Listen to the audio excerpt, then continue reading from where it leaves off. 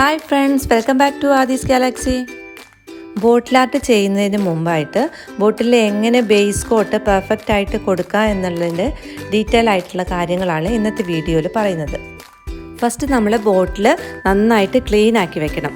കഴുകി അതിന്റെ മുകളിൽ വല്ല സ്റ്റിക്കറൊക്കെ ഉണ്ടെങ്കിൽ അതൊക്കെ അടർത്തി മാറ്റി ക്ലീൻ ചെയ്തിട്ട് ഡ്രൈ ആക്കി വെക്കണം. ബോട്ടിലെ സ്റ്റിക്കേഴ്സൊക്കെ പെട്ടെന്ന് അടർത്തി മാറ്റാൻ വേണ്ടിയിട്ട് നമ്മൾ ഒരു ദിവസം ഫുള്ളായിട്ട് സോപ്പ് വെള്ളത്തിലൊന്ന് സോക്ക് ചെയ്ത് വെച്ചാൽ മതി. അപ്പോൾ പിറ്റേ ദിവസം നമുക്ക് സിമ്പിളായിട്ട് അത് റിമൂവ് ചെയ്ത് കളയാൻ പറ്റും. അങ്ങനെ ക്ലീൻ ആക്കി വെച്ചിട്ടുള്ളൊരു ബോട്ടിലാണിത്. അപ്പം നമുക്ക് നോക്കാം എങ്ങനെ ചെയ്യുന്നത് എന്ന്. അതിനു വേണ്ടി നമുക്ക് ഇതുപോലെ ഒരു സ്പോഞ്ചിൻ്റെ പീസ് ആവശ്യമുണ്ട് കേട്ടോ. പിന്നീട് നമുക്ക് ആവശ്യമുള്ളത് ബേസ് കോട്ട് കൊടുക്കാൻ ഉദ്ദേശിക്കുന്ന കളർ. നമ്മൾ അക്രിലിക് കളറാണ് ഇവിടെ യൂസ് ചെയ്യുന്നത് കേട്ടോ. പിന്നെ സ്പ്രേ പെയിൻറ്റ് വേണമെങ്കിലും നമുക്ക് യൂസ് ചെയ്യാവുന്നതാണ്. സാധാരണയായിട്ട് ബേസ് കോട്ട് കൊടുക്കാൻ വേണ്ടിയിട്ട് സ്പ്രേ പെയിൻറ്റും അല്ലെങ്കിൽ ഇതുപോലുള്ള അക്രിലിക് പെയിൻറ്റുമാണ് യൂസ് ചെയ്യാറ്. ഫസ്റ്റ് നമ്മൾ ഈ ഡ്രൈ ആയിട്ടുള്ള സ്പോഞ്ചിൽ ഇതുപോലെ കുറച്ച് പെയിൻറ്റ് എടുത്തിട്ട് ബോട്ടിൽ ഡാബ് ചെയ്ത് കൊടുക്കണം. ഫസ്റ്റ് കോട്ട് വളരെ തിന്നായിട്ട് വേണം നമുക്ക് ചെയ്തിടാൻ. നമ്മൾ കുറച്ച് പെയിൻ്റ് എടുത്തിട്ട് അത് വെച്ചിട്ട് തന്നെ നമുക്ക് അതിൻ്റെ ഒരു കാൽ ഭാഗം വരെ നമുക്ക് ചെയ്തിടാൻ പറ്റും. പിന്നെ നമ്മൾ ശ്രദ്ധിക്കേണ്ട മറ്റൊരു കാര്യം എന്ന് പറഞ്ഞാൽ ചിലത് പഴകിയ പെയിൻറ്റൊക്കെ ആണെങ്കിൽ അതിൽ ചെറുതായിട്ട് ഇങ്ങനെ കട്ട പിടിച്ചിട്ടുണ്ടായിരിക്കും പെയിൻറ്റ് ചില ഭാഗങ്ങളൊക്കെ ആയിട്ട്. അത് നമ്മൾ ഈ സ്പോഞ്ചിൽ കുടുങ്ങി കിടന്നുണ്ടെങ്കിൽ ഇതുപോലെ ഡാബ് ചെയ്യുമ്പം അത് ബോട്ടിൽ സ്റ്റിക്കായി പോവും. അപ്പോൾ ആ ഒരു പെർഫെക്ഷൻ കിട്ടില്ല. അപ്പോൾ അതൊക്കെ ഒന്ന് ശ്രദ്ധിക്കണം. ഇതുപോലെ ബോട്ടിലിൻ്റെ എല്ലാ ഭാഗത്തും സ്പോഞ്ച് വെച്ചിട്ട് ഡാബ് ചെയ്ത് കൊടുക്കണം. പിന്നെ വേറൊരു കാര്യം ശ്രദ്ധിക്കേണ്ടത് എന്താണെന്ന് വെച്ചാൽ നമ്മളിങ്ങനെ ഡ്രൈ ആവുന്നതിന് മുമ്പ് പെയിൻ്റ് ആയ സ്ഥലത്ത് തന്നെ വീണ്ടും ഡാബ് ചെയ്താൽ പ്രോബ്ലം ഒന്നും വരാൻ പോകുന്നില്ല. പക്ഷേ കുറച്ചൊന്ന് ഡ്രൈ ആയതിനു ശേഷം നമ്മൾ വീണ്ടും സ്പോഞ്ച് വെച്ച് ആ ഒരു സൈഡ് തന്നെ വീണ്ടും ഡാബ് ചെയ്യുകയാണെങ്കിൽ പെയിൻറ്റ് അടർന്നു പോരാനുള്ള ചാൻസ് ഉണ്ട്. ഇതിപ്പോൾ പെയിൻറ്റ് നന്നായിട്ട് ഉണങ്ങിയിട്ടില്ല. അപ്പോൾ എനിക്ക് അവിടെ വീണ്ടും ഡാബ് ചെയ്തുകൊണ്ട് പ്രോബ്ലം ഒന്നും വരുന്നില്ല. ഇതുപോലെ നമ്മൾ ബോട്ടിൽ ഫുള്ളായിട്ടും അങ്ങനെ ചെയ്ത് കൊടുക്കണം.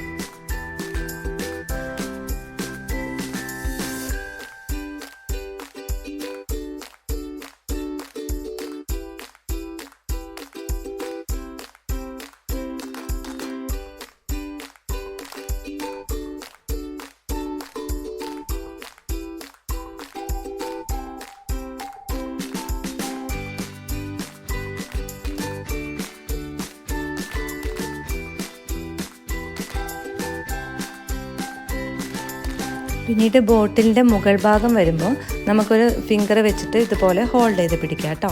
എന്നിട്ട് ആ സൈഡിലൊക്കെ നന്നായിട്ട് ഡാബ് ചെയ്ത് കൊടുക്കാം.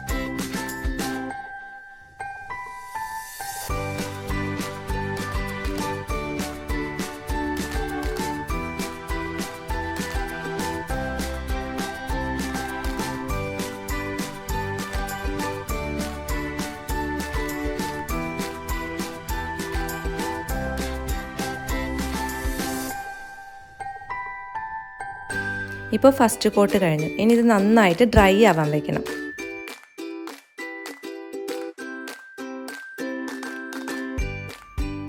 ഇത് നന്നായിട്ട് ഡ്രൈ ആയിട്ടുള്ള ബോട്ടിലാണ്. ഇതുപോലെ നന്നായിട്ട് ഡ്രൈ ആയതിനു ശേഷമാണ് നമുക്ക് നെക്സ്റ്റ് കോട്ട് അപ്ലൈ ചെയ്യേണ്ടത്. ഡ്രൈ ആക്കി എടുക്കാൻ നമുക്ക് ഏകദേശം ഒരു 2-3 മണിക്കൂർ എടുക്കും കേട്ടോ. പെട്ടെന്ന് ഡ്രൈ ആക്കണം എന്നുണ്ടെങ്കിൽ നമുക്ക് ഹെയർ ഡ്രയർ യൂസ് ചെയ്തിട്ട് ഡ്രൈ ആക്കി എടുക്കാവുന്നതാണ്. ഇനി നമുക്ക് നെക്സ്റ്റ് കോട്ട് അപ്ലൈ ചെയ്യണം. നേരത്തെ ചെയ്ത പോലെ തന്നെ സ്പോഞ്ച് വെച്ച് തന്നെ ഡാബ് ചെയ്ത് കൊടുക്കണം. സാധാരണ ഒരു 3 കോട്ടെങ്കിലും അപ്ലൈ ചെയ്തെങ്കിൽ നല്ല പെർഫെക്റ്റ് ആയിട്ട് ബോട്ടിലിരിക്കുകയുള്ളൂ. ഇപ്പോൾ 2 കോട്ടും അപ്ലൈ ചെയ്ത് കഴിഞ്ഞു. ഇനി വേണം എന്നുണ്ടെങ്കിൽ മൂന്നാമതൊരു കോട്ടും കൂടെ അപ്ലൈ ചെയ്യാം.